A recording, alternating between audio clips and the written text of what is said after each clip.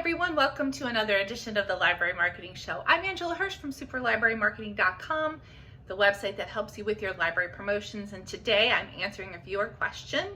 This question came in from Natasha Burin of Thousand Oaks Public Library. She has a very successful library e-newsletter that she's putting out, and I'm so excited and super proud of her. And her question was, she'd heard of this product that's connected to Twitter and it's called Revue, and she wondered if she should use it. Now, Revue is a newsletter product that you can put on your Twitter account. Her idea was maybe we should put a newsletter on Twitter, pin it to the top of our profile. Do you think that's a good idea? So I did some research, and this is absolutely just my opinion. You can do whatever you wanted.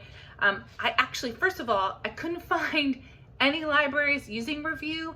I couldn't find any businesses using Revue either, which makes me a little suspicious. And so then I dug into it a little further.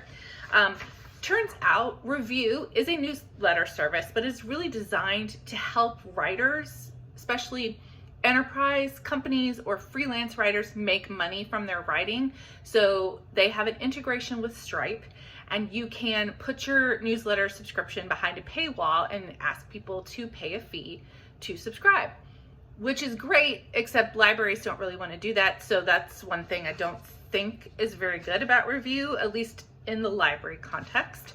I looked at the design, and there's actually a really great article that goes through everything there is to know about Revue. It was on the Social Media Examiner website, and I'll put that link down in the description. Your newsletter on Revue can be personalized, which is kind of cool. So when a person subscribes, they give you their first name, and so when they get your newsletter, it has their first name in it, which is very cool, but it can't really be branded, which concerns me because we're really wanting libraries to use their own brand colors, logos, your look, so that people know your newsletter is coming from your library. So that's one little strike against Revue, at least in the library context again. The other thing I was thinking about is it's not integrated with any other newsletter service.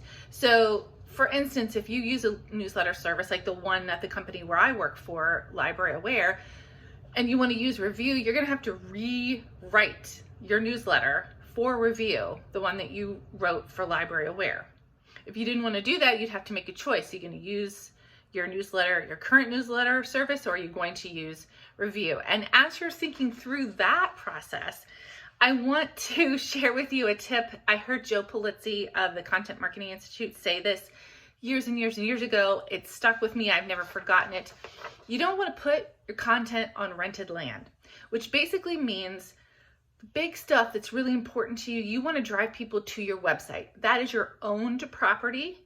It's not rented. Facebook's rented, Twitter is rented. I mean, we don't pay for it, but it's not our land, and they can change the rules all of the time. So the bottom line is, I think it's probably better to use a service like Library Aware, some other newsletter service that you want to use, WordPress or whatever, to send your newsletters and put those issues on your website, not on social media. Don't rewrite your newsletters for any social media platform, really. I just don't think that there is a value there, at least not for libraries. Again, this is just my opinion. I'm curious to see if there are any libraries using Revue. I couldn't find you, but if you are, let me know in the comments. Have you looked at the service? What do you think? What do you think about putting your newsletters on Twitter in general? I'm curious to find out. Let me know in the comments. Thank you for the question. And I do have kudos today. You can nominate a library for kudos, by the way, or a worker at a library by going to superlibrarymarketing.com and clicking on the Library Marketing Show tab. I want to give a shout out to the Topeka-Shawnee County Public Library because they have opened a center in their library where they are trying to help with the digital divide, not by providing computers, although of course they have computers in their library, but they're actually providing information to people in print form. So they're like printed out packets of information for a whole bunch of different services and social service agencies and other things that people might want to learn about in their county, but maybe they don't have a computer or a cell phone. So they have a packet of printed information that those folks can take home. And I just think that's a really innovative thing to do. So kudos to them. Again, nominate a library for kudos or make a topic suggestion for an upcoming issue of the Library Marketing Show. That's it for today. Thanks for watching. Subscribe to my channel, and I'll see you next time.